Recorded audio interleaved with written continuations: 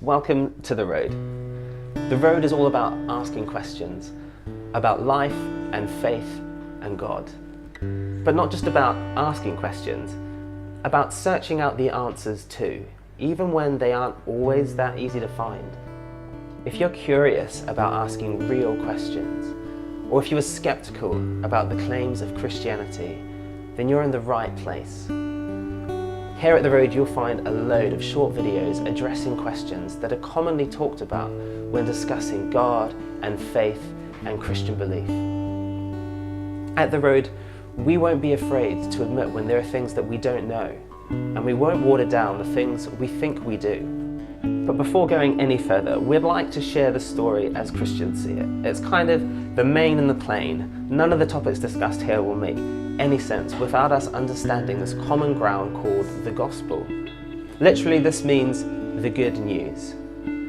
This good news is not about anything that we need to do or what we can be, but that primarily in Jesus, God has done something, and that something can make a difference to our lives today. And perhaps for that something, the best place for us to start is the person Jesus. Alive in the 1st century, there is more evidence that he existed than there is for Alexander the Great or Julius Caesar. Jesus was born a Jewish political refugee, a carpenter's son, who instead became a religious teacher and a performer of miracles. By all accounts, Jesus' friends were an eccentric mix from all walks of life: fisherman, an ex-prostitute, terrorist, banker. He had friends who were famous for their bad temper, and also friends who were quiet, who we do not hear speak. Jesus laughed, loved, ate, slept, and even cried. He was a human being like any other, and yet a human being like no other. Jesus means rescuer. Christ means the one who God chose. He was a man with a mission. For someone who never strayed more than 200 miles from his birthplace, no one has had greater influence on our world. Not Abraham Lincoln, nor Adele. But why? How did this Jesus go from man to God to myth to swear word? And why does it even matter? Into a world of social conflict and political unrest, Jesus came with his challenging messages and miraculous healings. Jesus' messages came as stories that pointed to a bigger story, the story that all people were made for relationship with God. A world that got messed up, and a time when all will be totally healed and restored. We feature in this story our insecurity, our irritability, our restlessness, our rebellion, our struggle, our suffering, and our selfishness. But in this story, there is a resolution. From the beginning, the human race has had a problem, and this problem has been a deep-seated desire to go our own way. Ironically, this longing for freedom and autonomy was the very thing that took it away, damaging relationships with each other and with God. Ultimately, it even brought death. The story of the Bible tells us about God, whose loving pursuit of his people never stopped and is never ending. God wasn't content to be a distant observer. His heart was for relationship with us.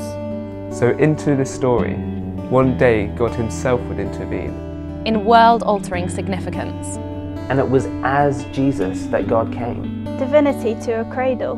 God, Jesus, come to walk, talk, and share this story with us.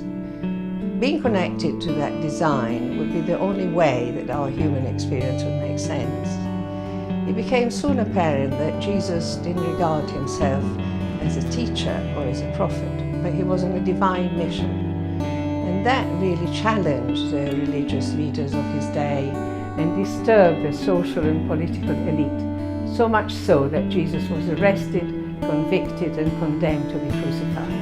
So on that day, they killed the author of life. But little would his accusers know that the very act they meant as defeating would be the very means God would use to bring his victory.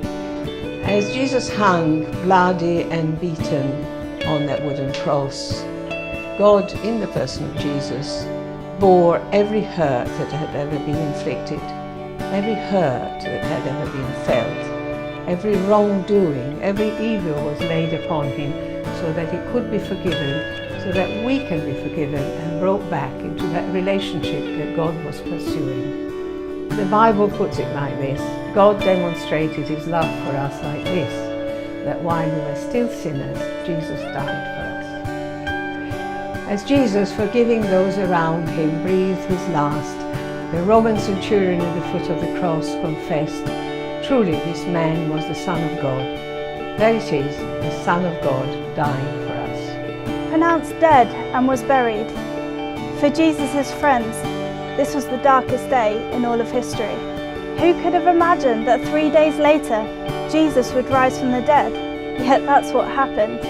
By coming back to life, Jesus proved his power over death, over evil, and his capability to bring life in all of its fullness to those who would believe it. The rescuer God had promised, Jesus Christ, the suffering Lord. Love, actual, real, true and trustworthy love.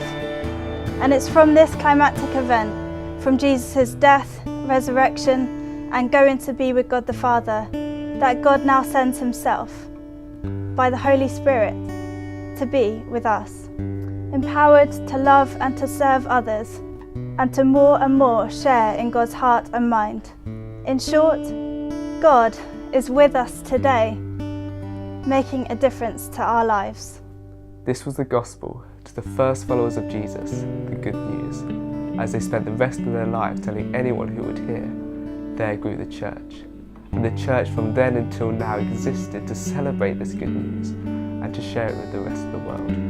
The news that whoever believed Jesus is the Son of God, our rescuer, would find the restoration, life and relationship with God that we were designed for. This good news is for everyone. But it isn't just enough to know it.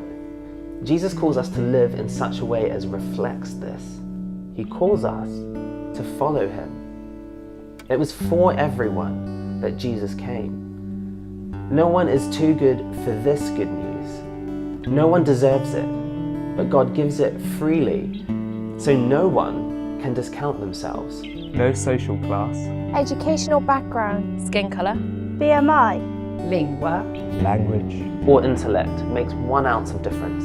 It is a far cry from an easier life. Jesus' friends who accepted his message were mocked by those who didn't understand.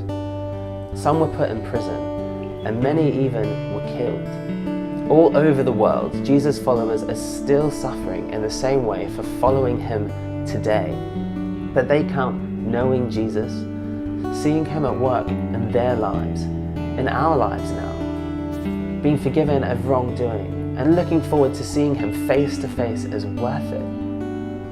Maybe something in this story has captured you, and you'd like to make this good news a reality in your life.